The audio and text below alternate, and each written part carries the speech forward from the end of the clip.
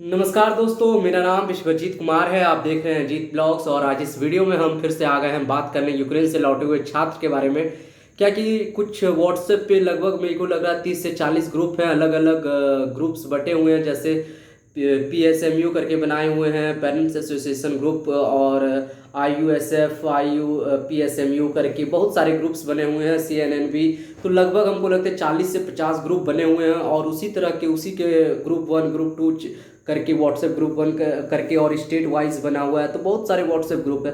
तो मैं इसमें व्हाट्सएप ग्रुप के बारे में क्यों बात कर रहा हूँ? व्हाट्सएप ग्रुप के बारे में मैं इसलिए के बात कर रहा हूँ क्योंकि जो भी बच्चे ट्वीट कर रहे थे वो व्हाट्सएप में अपना शेयर करते। तो मैं लगातार आए दिन से देख रहा हूँ कि अभी तक भी सबको यही अपडेट करते हैं, उसमें टैग करते हैं, लिखते हैं कि मोदी है तो मुमकिन है। देखिए, मोदी है तो मुमकिन है, ये टैग हटाना पड़ेगा और सिर्फ नरेंद्र मोदी को ही टैग करना उचित नहीं होगा जहां तक मेरे को लगता है। क्योंकि देखिए, अब हमें ऑपोजिशन को साथ लाना होगा। पहले हम लोग सोचे थे एक पॉजिटिव वे में, क्या कि पॉजिटिव वे में प्रोटेस्ट करें कि सिर्फ मोदी जी का तारीफ करके हम लोग को अपना काम निकाल लेना है। बट मोदी जी क्या कर रहे हैं, ये इसको इग्नोर कर रहे हैं, उसके हम लोग को हल्के में ले रहे हैं। क्योंकि यूपी इलेक्शन अगर जीते हैं तो बस इसी के गंगा ऑपरेशन गंगा के मिशन के तहत ही जीते हैं। क्योंकि उसी के वही ला के इतना पॉपुलैरिटी किए थे और इतना ड्रामा हुआ था कि इसी वजह से यूपी इलेक्शन में जनता लोग ने और एकदम चढ़ बढ़ कर वोट दिया। जैसे एकदम कैडर थे समाजवादी पार्टी के, लेकिन उसके बेटे थे या उसके भतीजे या उसके जो अपने मोहल्ले के बच्चे जो बाहर पढ़ रहे थे विदेश में,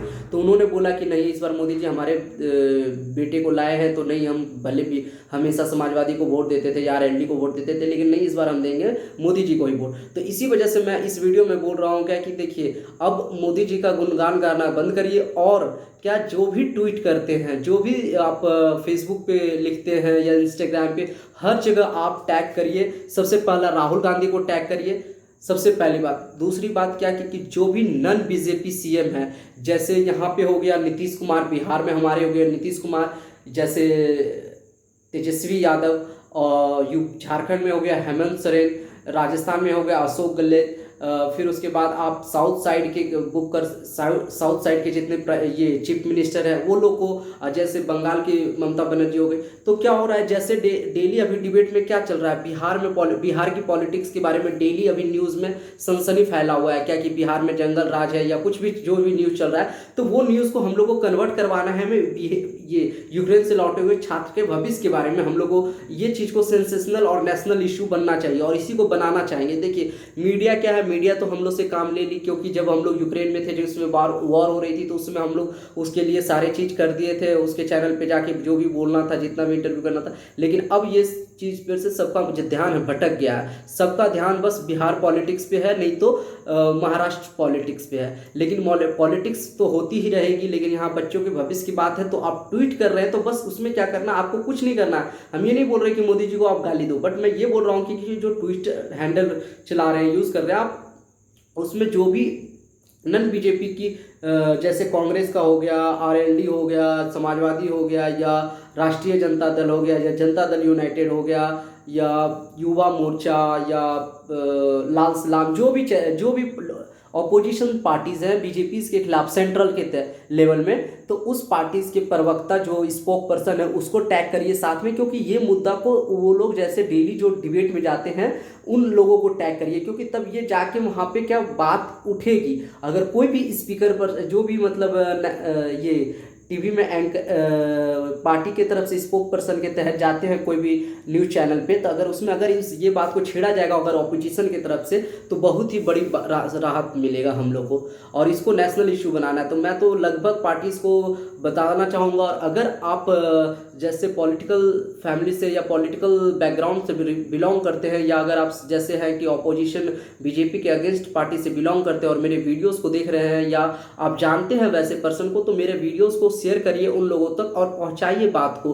क्या कि जो मोदी जी हम लोग से वादा किए थे कि आप लोग को ट्रांसफ़र कर दिया जाएगा दूसरे देश में, या एकोमोडेशन इंडिया में सीट मिलेगा, या ऑनलाइन की किस व्यवस्था करवाई जाएगी आप लोग के लिए अलग से। उस समय तो चुनाव था, बड़े बड़े वादा करवा लिए, लेकिन अब कहाँ। इसलिए कि मैं ये सारी बात बोल रहा हूँ क्योंकि देखिए, बिहार में क्या हुआ था कि ये जो लालू जी के बेटे हैं आदरणीय तेजस्वी यादव, जो डिप्टी CM है, उन्होंने बोला था कि जब मैं CM बनूंगा तो 10 लाख रोजगार दूंगा। और जो BJP थी वो अपने मैनिफेस्टो में बोली थी बिहार में क्या कि मैं 20 लाख रोजगार दूंगा।